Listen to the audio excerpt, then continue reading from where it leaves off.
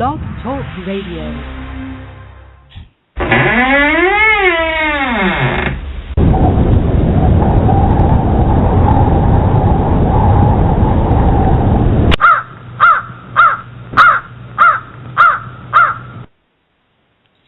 Welcome to Hidden Human Story Radio with your host, Rita Jean Moran. Today is Sunday, August 22nd, 2013, and I am your host, Rita Jean Moran. Today we're going to be talking about the mythical ages of man and the creation of Pandora and Prometheus's reaction to Pandora. And we'll talk about the similarity between Greek mythology and the Bible. So, let's get started with the ages of man. Now, there are different mythologies around the world that talk about various ages of man. And in Greek mythology, there were two authors, Hesiod and Ovid in particular, who talked about the successive ages of humanity, which tend to start off with a long-gone age in which humans enjoyed a nearly divine existence to the current age of the writer, and, pretty much our time. And in the times of the writer, the humans were set with innumerable pains and evil. Well, 2,000 years ago, they had a lot of herbs that they were using to heal illnesses, but it wasn't a cure-all. And there was a lot of warfare and savagery and barbarianism still existing. Now, Hesiod is Greek, Ovid is Roman. I have read from their works in past shows, and you can very easily get a copy of some of their books. Both of those authors describe the degradation of the human condition over time. And they use the names of metals to describe these ages. So from Hesiod, he starts off with a golden age, and the golden age is the age that occurred during the rule of the god Kronos, and molded out of the hands molded out of the earth through the hands of Prometheus. The humans that were created at that time were said to live among the gods and freely mingled with them. And peace and harmony prevailed during this age. And humans didn't have to work to feed themselves because the earth provided food in abundance at that time. And at the minimum, the gods and humans lived to very old ages and had a youthful appearance even into that old age. And they eventually died very, very peacefully. And the spirits of these gods and men of that golden age live on as guardian spirits. So these are the old ones that are spoken about as watchers, guardians, angels. And other authors, Greek authors, describe this golden race of man who came first. And they weren't made of gold, but they were just good and noble people.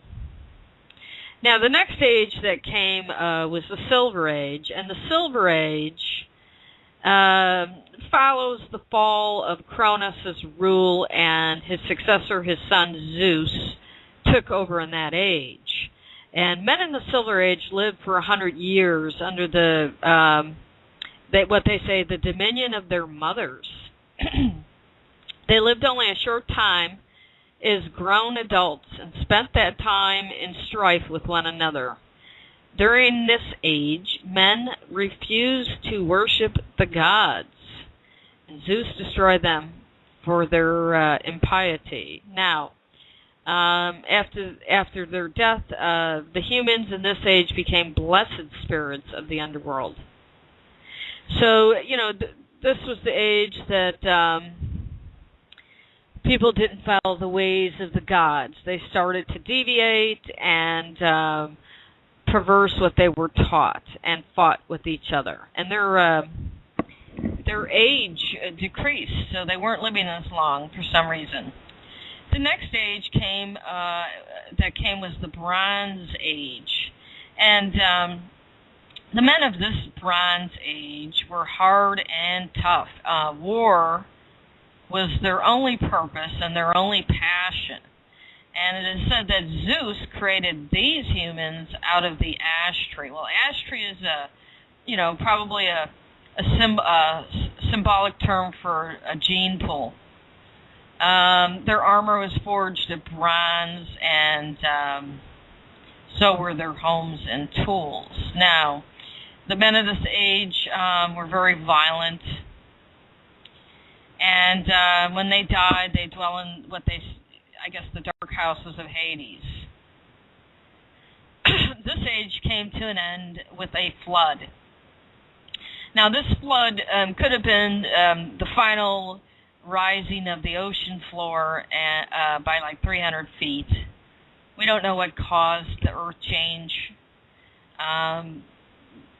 But scientifically, they know that the ocean did rise and many of the coastal lands disappeared. Now, at the end of this Bronze Age, the humans that survived, one myth in Greek mythology was that Deculon, who was the son of Prometheus, interesting enough, survived and married Pyra, and the two of them threw rocks over their shoulders and repopulated the earth. Pyra is actually a descendant of Pandora, and we'll get into her story in a minute. But here you see that Zeus was also creating humans, or mating, and his line, or someone else's genetic line, were warriors. Now, the next age after that was the heroic age. And the heroic age is the one age that doesn't correspond with a metal. And it's the only age that improves upon the age it follows, according to Wikipedia here. The humans were created from the bones of the earth through the actions of Deculon and Pyra, just as I just said. And the men that lived in this era were noble demigods and heroes. A demigod is part genetically related to a god or goddess. And it was the heroes of this age that fought at Thebes and Troy. And I talked about Troy in the last show. These humans who died went to the Elysium fields after death. The next age is also named after a metal, and it is called the Iron Age. And that was, it is the age we're living in. It's the age that Hesiod finds himself in. And we've actually improved, I think, since Hesiod's time. But during this age, humans lived an existence of toil and misery. Well, they died from diseases pretty quickly, or they were attacked by savages or warriors, pillagers. Now, the children dishonored their parents, and brothers fought with brothers. Social contract between guest and host is forgotten. And during this age, might makes right, and bad men use lies to be thought good. At the height of this age, humans no longer feel shame or indignation of their wrongdoings. And it is said the babies will be born with gray hair, and the gods will have completely forsaken humanity, and there will be no help against evil. Well, we've pretty much had the remembrance of these ancient people wiped out, thanks to Abrahamic religion and the extermination of the priests and priestesses of these ancient people, and temples destroyed, and any information of who and what was going on in the past seems to constantly be destroyed or disappeared. So we're forced into a religion made up and controlled by an elite class that is just about themselves. Okay, so those are 5 ages, and I don't see babies being born with gray hair yet, but who knows? And it's interesting that this is 2,000. Hesiod over about 2,000 years ago wrote about how people have no shame. Well, we've gone through various things in Europe, the Dark Ages and so on, the Renaissance. Just everything is cyclical, and there's always seems to be a bad egg that kind of wrecks it for the rest. Now, the Roman author Ovid wrote about 4 ages, and wrote about it in Metamorphosis. I talked about that in a previous show. And he also talks about the Golden Age and how peaceful and just it was. And the Silver Age was Jupiter, which is Zeus. And they learned the art of agriculture and architecture in that age. And that's pretty much what I have been saying throughout a lot of my shows and my blogs and my books and my writings. This is when things had to be recorrected. And then in the Bronze Age, men were very into warfare, which is the same thing that Hesiod talked about. And then in the Iron Age, see the heroic age is skipped by Ovid, but in the Iron Age, that's when nations were formed and boundaries were created.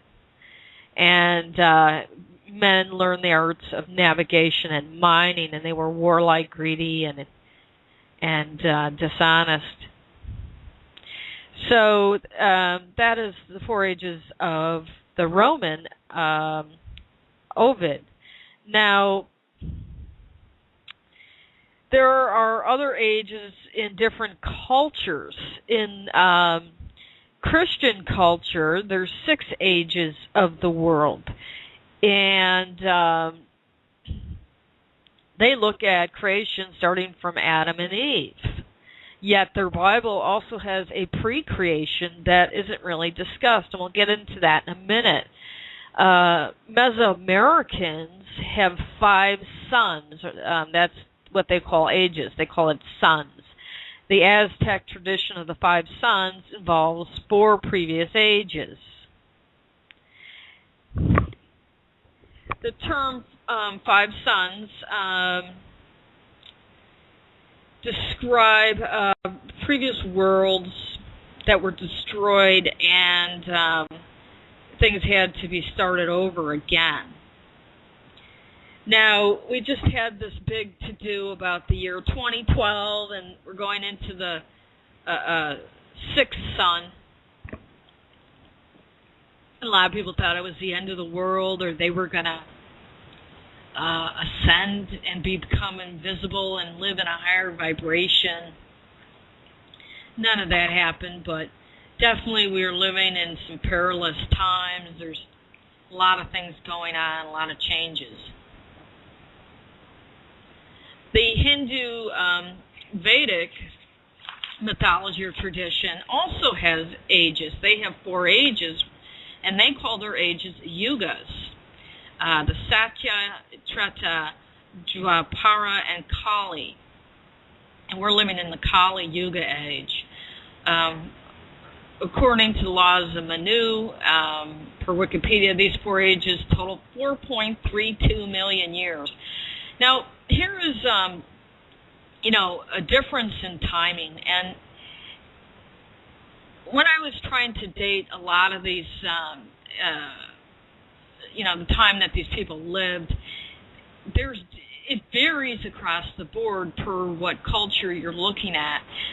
The Egyptians, to me, seem to be a lot more credible because they listed their time for the age of rulership of their pharaohs, and they list out every pharaoh that came, including some mythical kings and spirits back to these gods and the time. The only problem with that is you don't know if they're lunar or solar years, so you kind of have to make an assumption. But it seems more realistic, and that's where I came up with the 16 to 17,000 years ago number for these for the time that these gods and goddesses were around. Whereas in the Hindu and Sumerian kings list and age list or age duration, they're in millions of years. And if you get into the science of anthropology, the earliest humanoid skeleton or remains of a skeleton are I think it's called Sahelanthropus. Goes back to about 7 to 8 million years ago, but it wasn't anatomically the same as a modern day human, and I don't know. I can't buy these millions of years. I certainly could see an advanced society 200,000 years ago that was just, either destroyed itself through warfare or some sort of natural catastrophe, just as what happened on Santorini. But I really have to find a lot more indication of this, these million of years number. And modern science says the modern human goes back about 30,000 years ago, and then a couple million for the predecessor, and Neanderthal and Homo erectus, and they were both tool makers and a lot closer to the current human anatomy. Plus, then you have the skeletons that don't fit in, of the giants that just don't fit into the model, and those tend to disappear. So I don't know. I just I think the description of the ages is correct and the sequence, but the timing I have a little hard time with. But let's continue on. Now, the 4 yugas make up a Mahayuga, a Charta Yuga, and a Divya Yuga. 1,000 Mahayugas taken together equals 1 day of Brahma of 4.32 billion years. I have to wonder if there's some kind of scientific information encoded in this. This could be something about a star system or a cycle that we just don't know yet. And that tended to occur a lot with these mythologies, with the numbers, like especially the number 72, which has to do with the Earth's precession. It's encoded in a lot of mythologies. That's, something to do with the sacred numerology. They encode a lot of scientific knowledge, but let's go on. Brahma's night is an equal length, which is 4.32 billion years. Taken together, Brahma's day and night are 8.64 billion years in total. Well, is that when the Earth started? And is that pretty close to what the scientists say about how old the Earth is? I would say so. So we don't know what that number really means. 8.6 billion years in total for a day in Brahma, a day and night for Brahma. Brahma lives 36,000 Brahma days. So could that be the length of time that our sun has left? We don't know. So his lifespan is equal to 311 trillion 40 billion years. Wow, that's just amazing to me. This is Hinduism. There's got to be some kind of scientific knowledge encoded in this mythology. And I would probably bet it has to do with the life of the sun, of the solar system, and the length the Earth has been around. After his death, there is an equivalent period of 311 trillion 40 billion years when the universe is unmanifest. Then a new Brahma is born, and the cycle starts all over. Well, there is a theory called the yo-yo theory of the universe, where the universe expands for a certain amount of time and then it collapses, and then it expands again with new life. So what do we have in this Hinduism? It's definitely worth studying some more. Taken together, the life and death of Brahma equals 622 trillion 80 billion years. This equals one cycle out of innumerable cycles in the Vedic universe. This sounds like physics. Amazing. And the story of these ancient people at the same time, and the story of the human race at the same time, and the numbers for the existence of the universe, the sun, and our solar system, and the Earth is probably all embedded in that. Okay, so as I said, the Greeks, the Romans, the Mesoamericans, the Hindus all had various ages. The Celtics did too, in their Book of Cycles, and I talked about that in a previous show. Their cycles are pretty much named after some of the people that lived in that time, and you can go back to a previous show and listen to that. And I'd have to look a little bit more into some of the Chinese. I think they have some kind of a cyclical mythology as well. But as I've said in previous shows, let's get back to the creation of man. There were different kinds of humans that are talked about in these ancient mythologies. The Mayans and the Popol Vuh have various creations of humans. They talk about giants from before, and then end up, of all these destructions that came upon the earth, and the last man was created from monkeys or apes. And I'll get into the Popol Vuh in a later show. I'd like to do a lot of analysis of that. And Greek and Roman mythology talk about the creation of man, sometimes by Prometheus, with the help of Athena, and sometimes by Zeus, sometimes by Athena and Hephaestus. Nordic mythology talks about Odin creating humans. And if any of these humans mated with one of these gods or goddesses, they were considered semi-divine, or demigod, or demigoddess. I want to focus in on Prometheus, and we'll get to Pandora here in a minute. As I've said in previous shows, in my opinion, Prometheus, per my research, is also Set, Loki, Lucifer, Satan, the devil, the trickster, Tezcatlipoca, Kamapuaa, and many other names. He's the enemy of Zeus and the Chronide bloodline. Even though he's related to it, he was, from what I can determine, technically the cousin of Zeus. Prometheus was alleged to be a creator of man, or men, without the help of Athena. Now, according to legend, Prometheus created man out of clay, and then Athena breathed life into these clay figures and then taught them sciences. This is very similar to the creation stories in the Bible. Now, in the Bible, there's two creation stories. I'm just going to read a little bit. Creation of man and woman, per the Bible, thus the heavens and the earth were completed and all their hosts. By the seventh day, God completed his work which he had done. And he rested on the seventh day from all his work which he had done. The God blessed the seventh day and sanctified it, because in it he rested from all his work which God had created and made. This is the account of the heavens and the earth when they were created in the day that the Lord God made earth and heaven.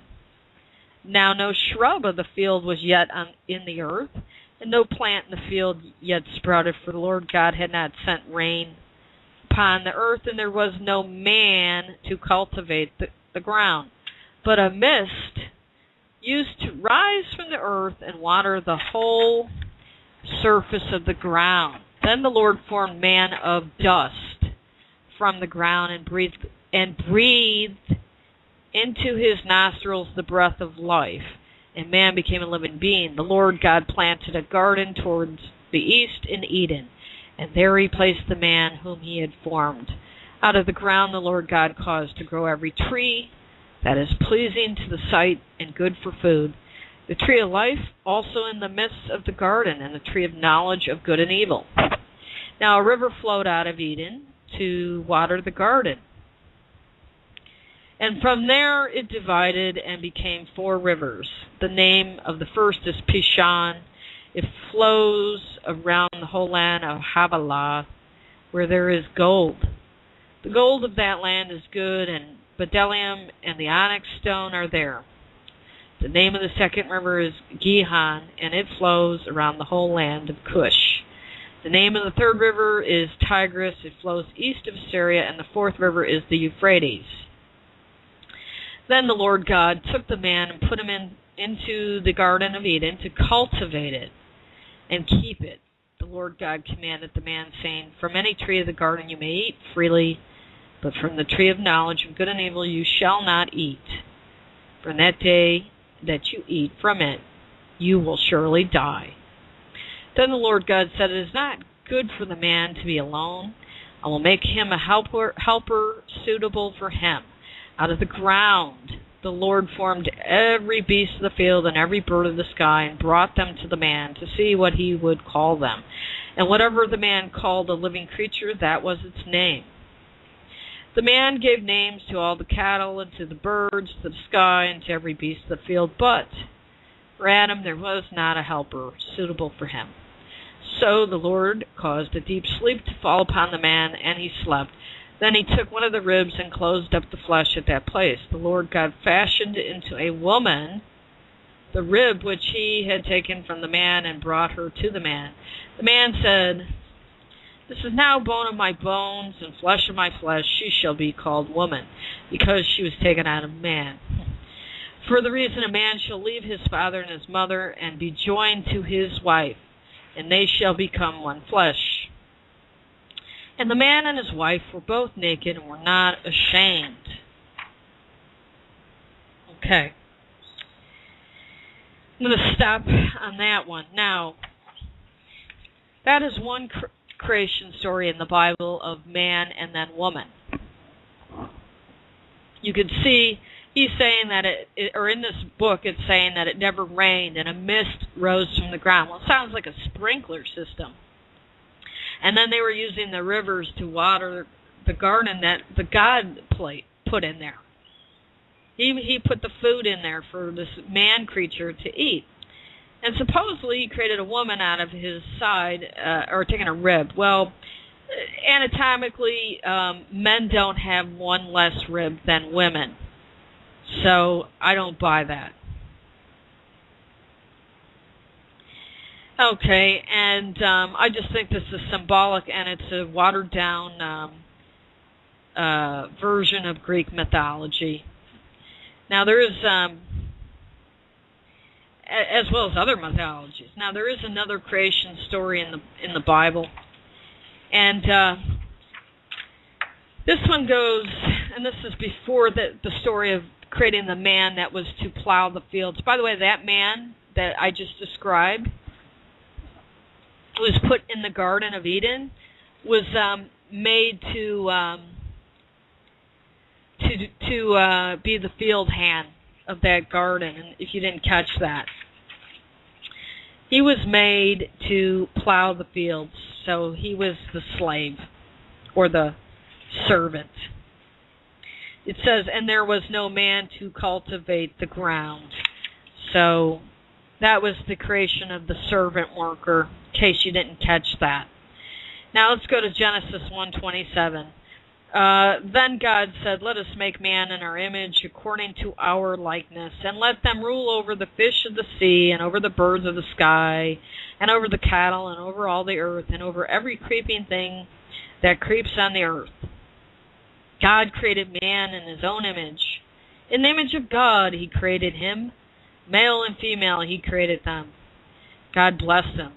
And God said to them, "Be fruitful and multiply and fill the earth and subdue it and rule over the fish of the sea and over the birds of the sky and over every living thing that moves on the earth."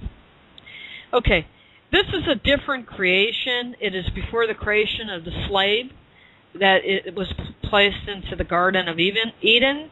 And it clearly states, "Let us make man in our, O-U-R, image and in our likeness." So who's he talking to?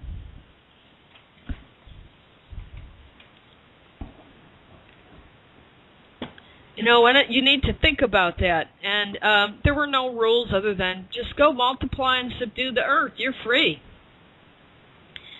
That's it. So this was a different creation. This wasn't a slave race, these men and women. The one that was put in the garden to plow the ground was a slave race. And if you can't handle that, you need to put your big boy and girl pants on and really start taking a look at what's been given and forced on you. Now, as we continue on in Matthew, it says, Matthew 19:4, "Haven't you already replied that at the beginning the creators made them male and female?" Mark 10:6, "But at the beginning of creation, God made them male and female." And then we get into the sexism. Corinthians, "A man ought not to cover his head, since he is the image of the glory of God, but woman is the glory of man." Well, that goes back to Pandora. Ephesians, "And to put on the new self, created to be like God in true righteousness and holiness." Colossians, "And have put on the new self, which is being renewed in knowledge, the image of the Creator." Genesis 5:1, "This is written account of Adam's family line. When God created mankind, he made them in the likeness of God." Genesis 9:6, "Whoever sheds human blood, by humans shall their blood be shed. In the image of God has God made mankind." Okay. You have two creation stories in the Bible. Just as in mythology, there are various creations of humans. Some were created to be slaves.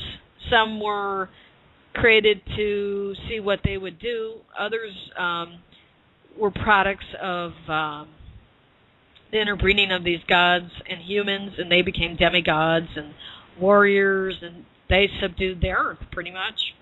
It's what they did, and everything in it.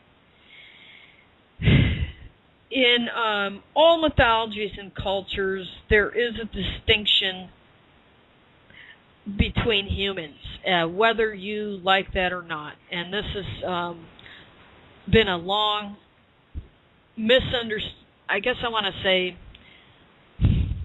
overlooked fact and not questioned enough.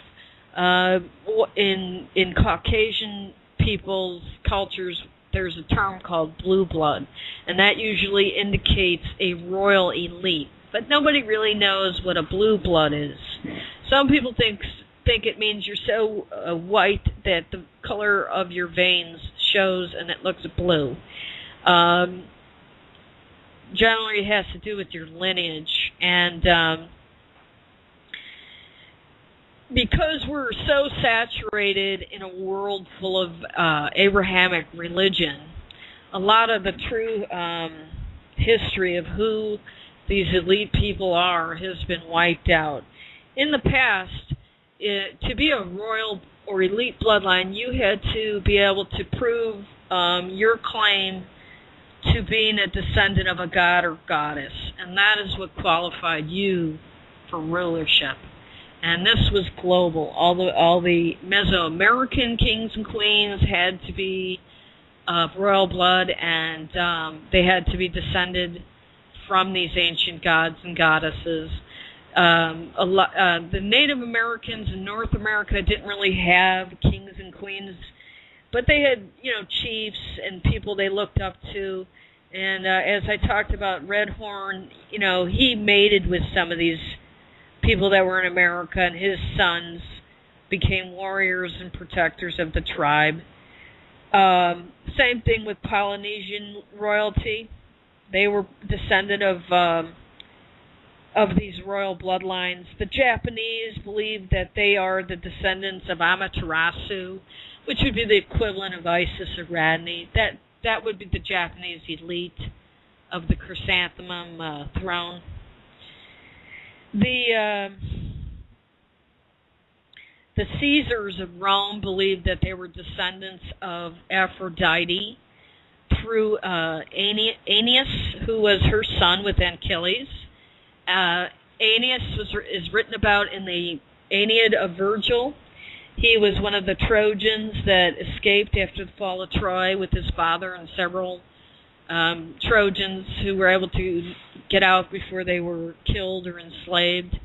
And he traveled to Carthage and then into Italy, where he was able to create a kingdom.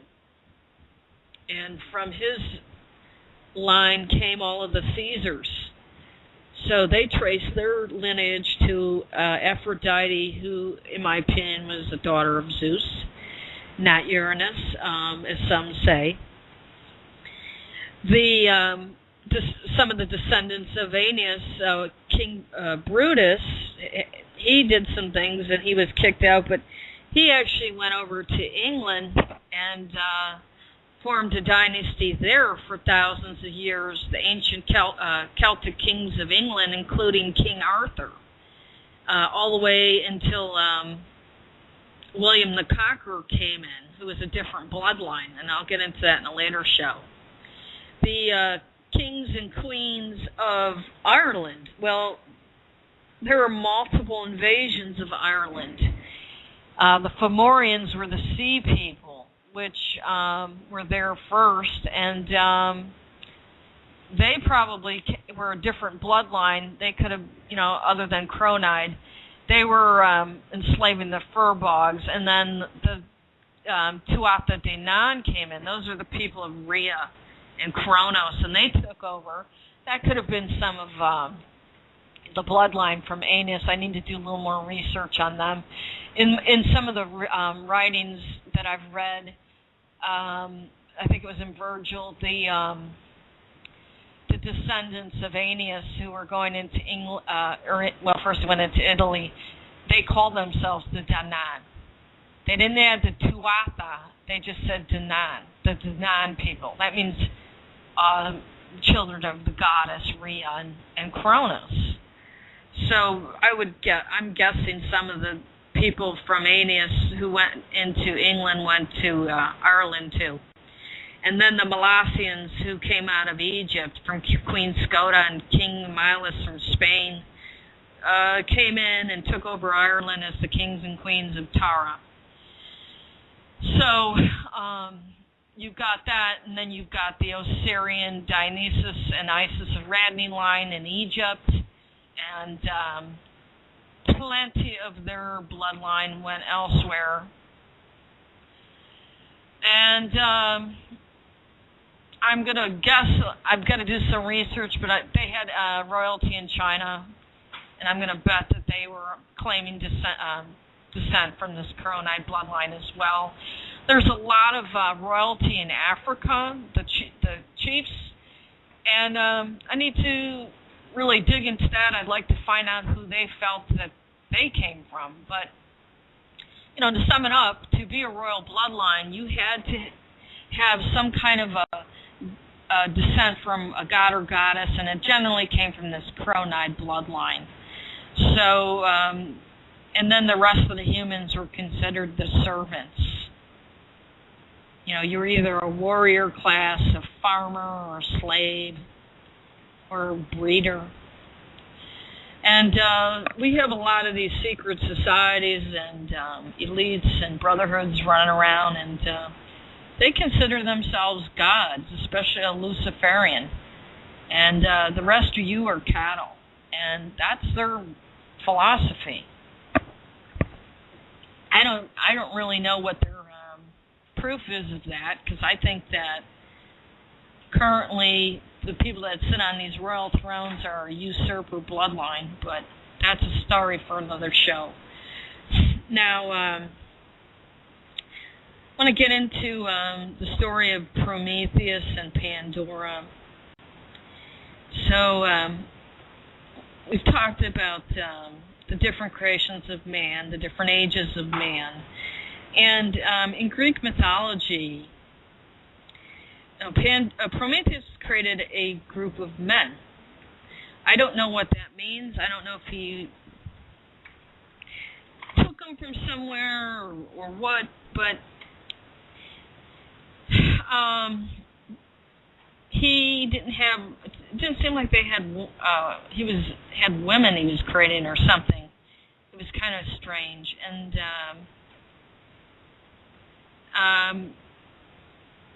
the story is that Prometheus stole fire from the gods and gave it to man.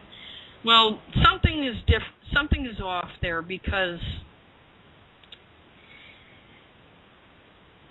what I gathered was, as I've said in previous shows, is that this Caucasoid race of Zeus and Cronus and all these gods and goddesses had knowledge. They had understanding of how to harness nature, how to make fire, how to plant, agriculture, farming, hunting, medicine, and they made life easier for themselves. And it appears to me that there were other races of humans on the planet, and they took notice of that. And in the Sumerian story with Enki and the creation of man, he specifically states there was a race of this man-like creature that existed on the planet. And he went and took that creature and either interbred with it or taught it things. So I don't see anything about they genetically engineered something. Okay, it's generally these other races are referred to as clay or mud races, and they existed on this planet, and they had every right to be here. We don't know, how everything came to be, but they were living more of a hunter-gatherer. Well, I don't even know if they were hunters, to be honest. They were more of a gatherer type creature. And they weren't very advanced. But they were taken. They were taken from the earth and put in these gardens or this place to do the toil and the labor of these Caucasoid gods and goddesses. And there was interbreeding, and that produced these semi-divine beings. And then there was the descendants of this Caucasoid race that went all through Europe. Okay. Prometheus, like I said, stole fire and gave it to humans. But what contradicts this is the thing that, Dionysus, Osiris, and Zeus and everybody went around the whole world to teach things to these different races of humans, to make them civilized. So if they were teaching them agriculture and how to grow wheat, they had to give them fire to cook this into bread, because they didn't want them to be cannibals and savages. So they already had fire. And there is something in the mythology that they did have fire, and Zeus took it away, and Prometheus stole it and gave it back. So something is different. Something is off. And what I found in the Hesiod Theogony and Works of Days is a better description of what was going on and why Zeus got angry at Prometheus. And in the Theogony, it says Prometheus, The origin of sacrifice, fire in the first woman. Okay, let me read this to you to make it clear. He bound devious Prometheus with inescapable harsh bonds fastened through the middle of a column, and he inflicted on him a long-winged eagle, which ate his immortal liver, but it grew as much in it all at night as the long-winged bird would eat all day. With both hands, he lifted up the white... let's back that up. Heracles, the mighty son of fine-ankled Alcmene, killed it. Okay, this is when Heracles rescues Prometheus. He feels bad for him.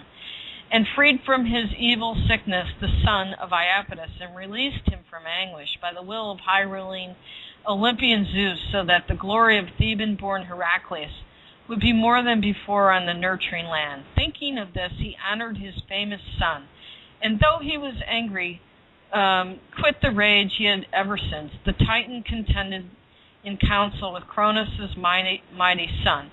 For when gods and mortal men made a settlement at Mecone, then he cleverly cut up a big ox and set it before them, trying to deceive the mind of Zeus.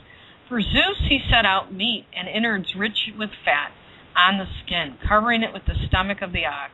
But for men he set the white ox bones with deceitful craft, angering them well and covering them with shining fat. Then the father of men and gods said to him, Son of Iapetus, distinguished of all lords, Sir, how unfairly you divided the portions. Thus Zeus, knowing deathless plans, spoke and mocked him. But crooked-minded Prometheus answered him, gently smiling, and did not forget his deceitful craft. Zeus, most famed and greatest of eternal gods, take of these whichever the spirit within tells you. He spoke with the trick in mind, but Zeus, knowing deathless plans, knew and did not miss the trick. In his heart he foresaw evils which were going to happen to mortal men. With both hands he lifted up the white fat, but he was angry in mind, and rage came to his spirit when he saw the white ox bones of the deceitful craft. Therefore the tribes of men on the land burned to the immortals white bones on reeking altars. Greatly angry, cloud-gatherer Zeus said to him, Son of Iapetus, knowing thoughts beyond all, sir, you still have not forgotten your craft and deceit. So spoke angry Zeus, who knows deathless plans from then on, never forgetting the trick. He would not give the strength of untiring fire to ash trees for mortal men who live on the land. But the great son of Iapetus deceived him, and stole the far-seen light of untiring fire in a hollow narthex. This bit deep in the spirit of high-thundering Zeus, and his heart was angry when he saw the far-seen light of fire among men. In return for fire, he quickly made an evil for men, for Hephaestus, the famous lame one, made from the earth the likeness of a revered modest maiden by the counsels of Cronus' son. Bright-eyed Athena sashed her and dressed her in silver clothes. She placed with her hands a decorated veil on her head, marvelous to see. Pallas Athena put around, and fresh garlands of longing, the flowers of plants, Pallas Athena put around her head, and she placed on her head a gold crown. When Hephaestus, the famous lame one, had made himself, shaping it with his hands, doing grace to Father Zeus. On it he carved many designs, a marvelous sight. Of all dread beasts the land and sea nourish, he included most amazingly similar to living animals with voices and grace breathe over all. But when he made the lovely evil to pay for the good, he led her where the other gods and men were. She delighted in the finery from the great father's bright-eyed daughter. Filled with immortal gods and mortal men, when they saw the sure trick, irresistible to men, for from her race is a race of female women, from her is the deadly race and tribes of women, a great plague to mortals dwelling with men, not suited for cursed poverty, but for wealth. And when bees in covered hives feed, the drones, companion of evil works, the bees work until sunset, all day and every day, and make the pale combs. while the drones stay inside in the covered hives, harvesting the work of others into their own stomachs. Similarly, for mortal men, high thundering Zeus made an evil, women, the partners of distressing works. He gave a second evil to balance good, since whoever escapes marriage and women's harm by refusing to marry comes to deadly old age with no son to tend him, not lacking livelihood while he lives. When he dies, distant can divide his estate.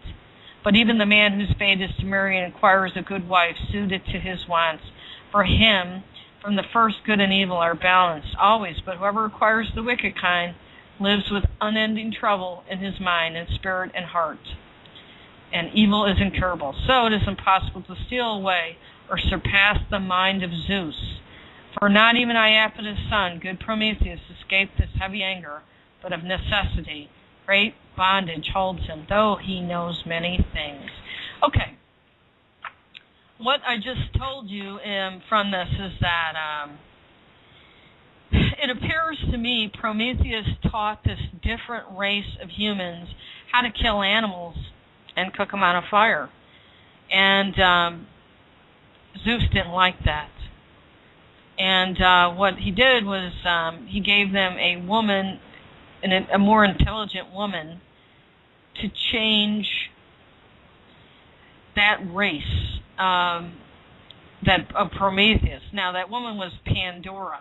And Prometheus wouldn't accept her, but his brother Epithamus did and married her.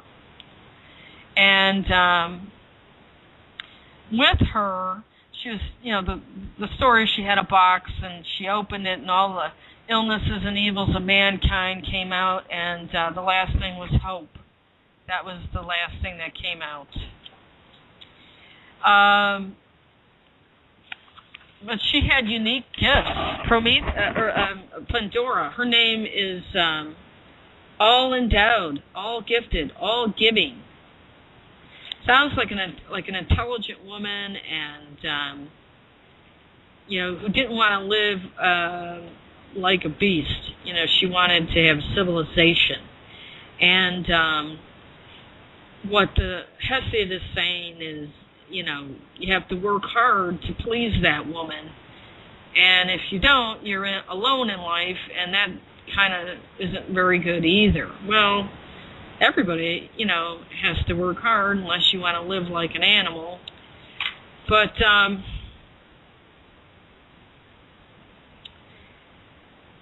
the main thing I want to take away from this is the fire thing and what they were doing.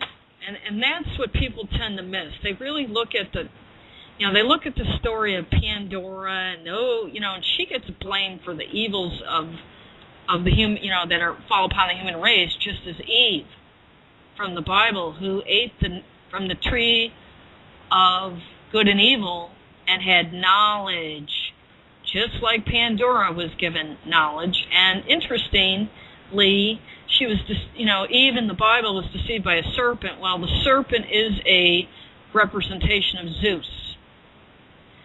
So she's cursed by God, and so is the man. Just as Hesiod is saying in his story, Zeus, the serpent, caused man to be cursed and the woman through this knowledge. And they're saying Zeus had Hephaestus and Athena give this woman knowledge and dress her, because these humans were walking around naked before. I mean, they were oblivious to their state or their condition. So, people tend to focus on that, and the woman gets blamed, and she's just second rate, and the rest of the sexism takes form in the Bible. But my opinion is this: these so-called Abrahamic religions are nothing but watered-down pagan mythologies, and in particular the Greek mythology.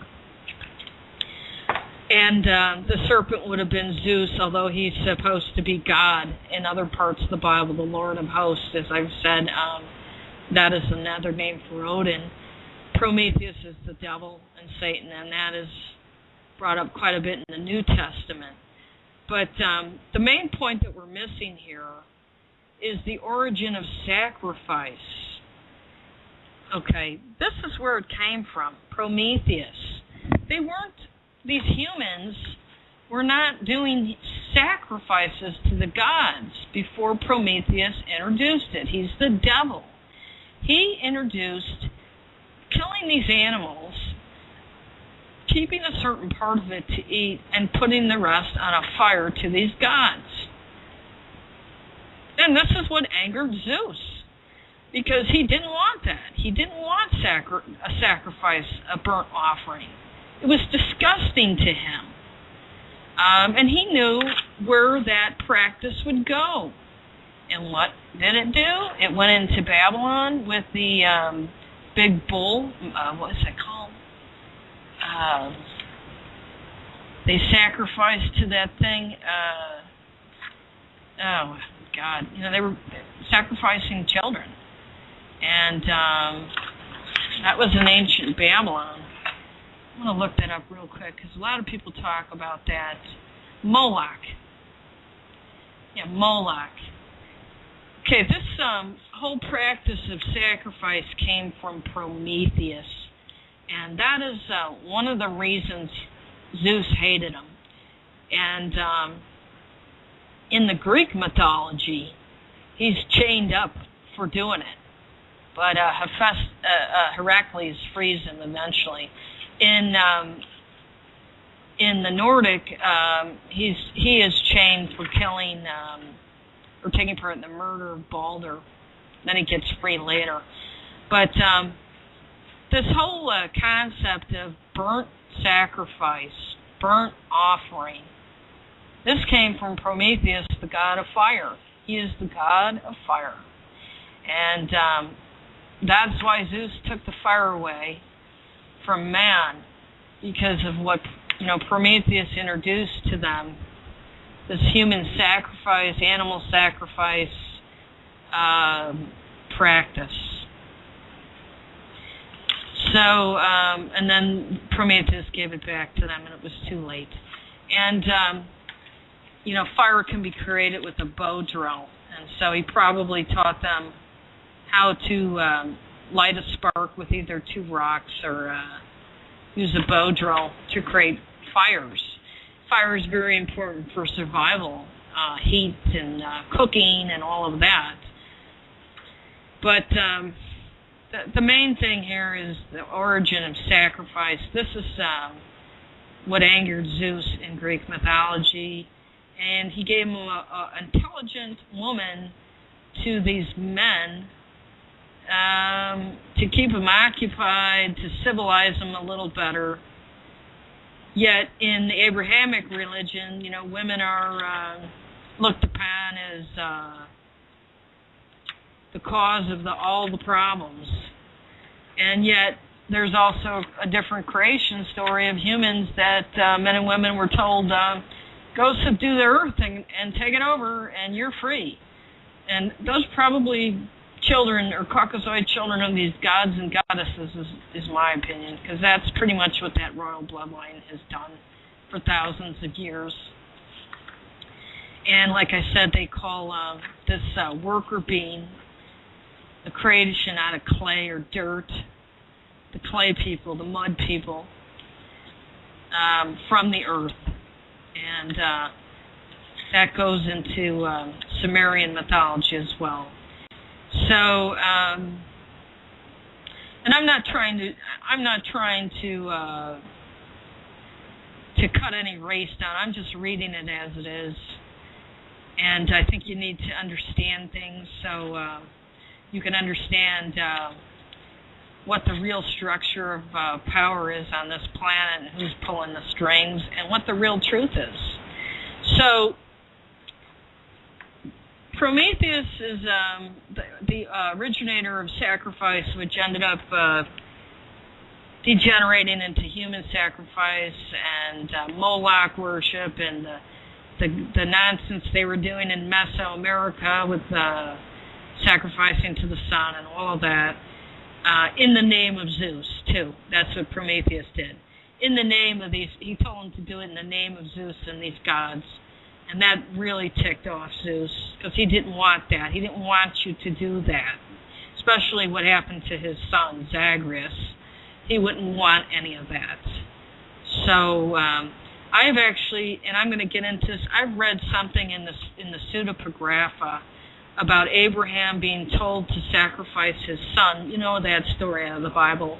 And an angel stops him at the last minute. I'm going to look up the passage, but in the Pseudepigrapha it says the devil told him to do it, and an angel stopped him.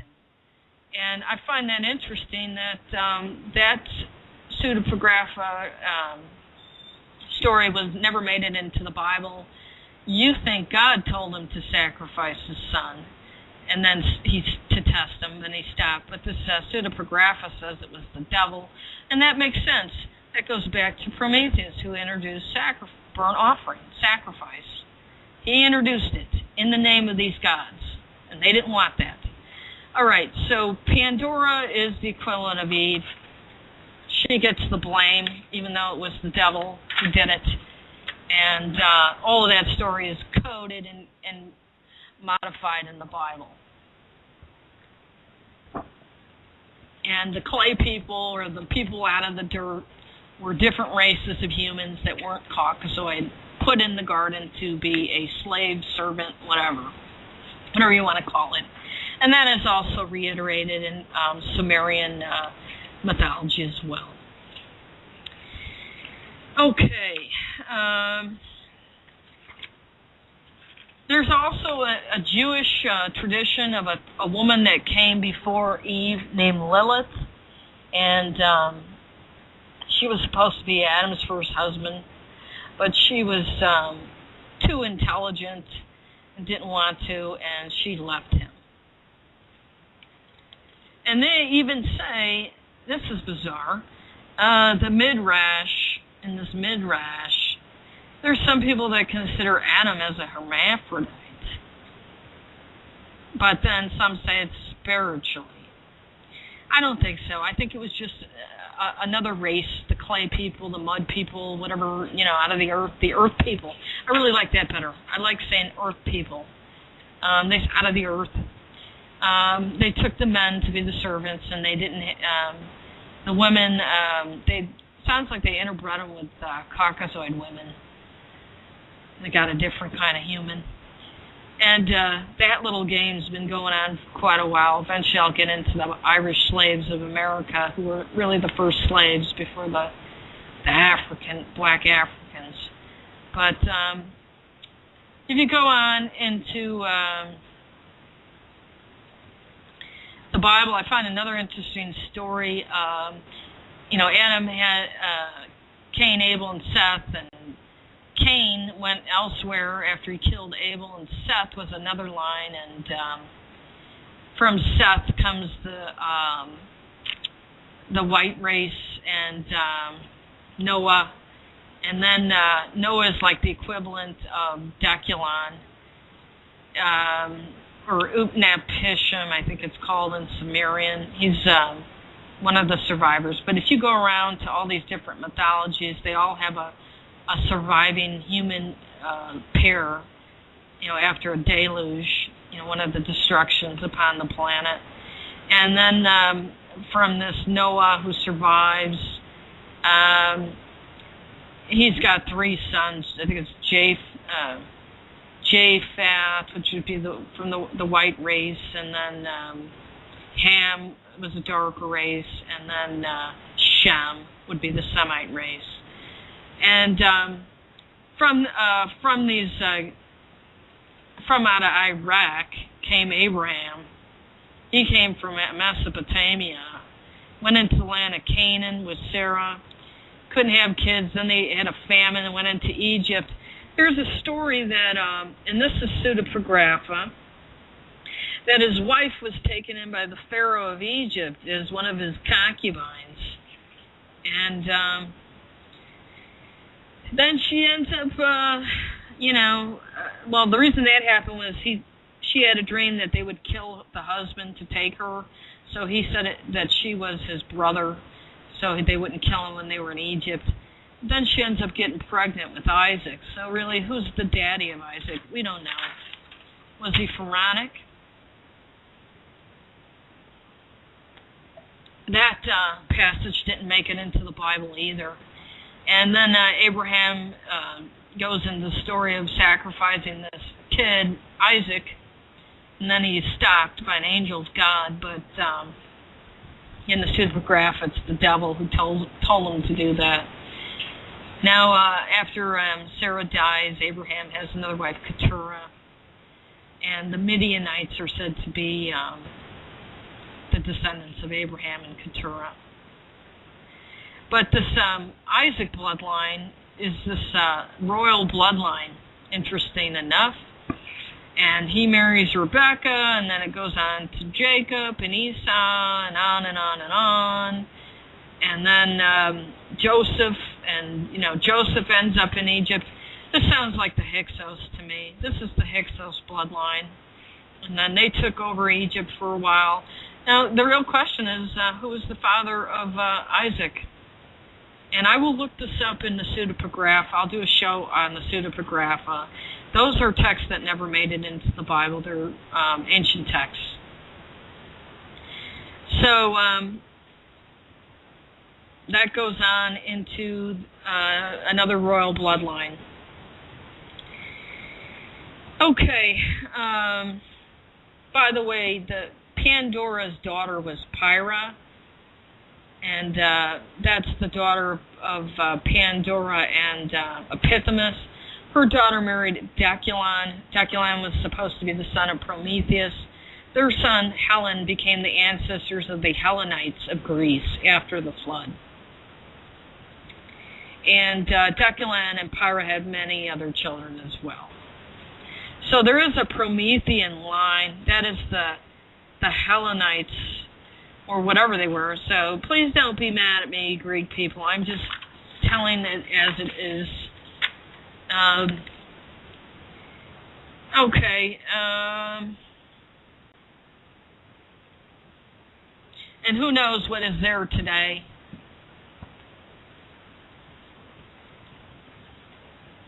Who knows who Pandora was really the daughter of? She probably was the daughter of Zeus or something. We don't know. We don't know what bloodline she was. A lot of that is symbolically described in these mythologies. You kind of have to read between the lines. Okay. Let's see.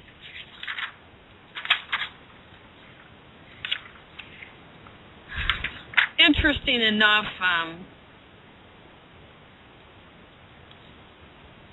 we have descendants of these Greeks, and eventually the Greeks went up against the Trojans, and they pretty much beat the crap out of the Trojans. So, came in with the Trojan horse, and that was the end of it. So the Trojans had to go, and they went over into Italy and England and probably Ireland.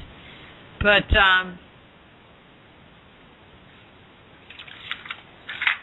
okay, now I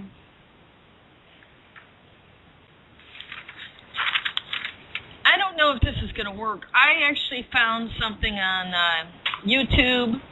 It was a kids' claymation video based on Mark Twain's Mysterious Stranger. I'm going to try and play this before the end of the show. And it's very creepy. It talks about the creation of humans from clay. And if this doesn't work, if you can't hear it, it's a YouTube video. I wasn't able to get it into MP3. You could go on YouTube and look it up. It's Mysterious Stranger by Mark Twain. And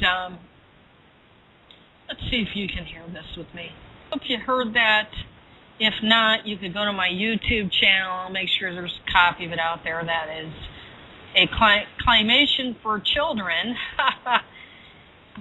based on Mark Twain's Mysterious Stranger. I don't think I'd let my children watch that. It creeps me out no matter how many times I see that. But the reason I played that was they had the character named Satan creating humans out of clay. And that is pretty much all of the mythologies that I have just talked about on this show. And So basically, I would conclude in saying that current religion is watered down mythology, particularly Greek mythology. But all of the mythologies are, saying the same thing about the same people. They just have variations and different names for their gods and goddesses. And, one will say a golden age, and the other will talk about a sun. So I hope that opens up your mind. By the way, too, Agni is the god of fire for the Hindus, and what I found interesting is they have something called the Agni rocket, capable of carrying nuclear warheads out of India.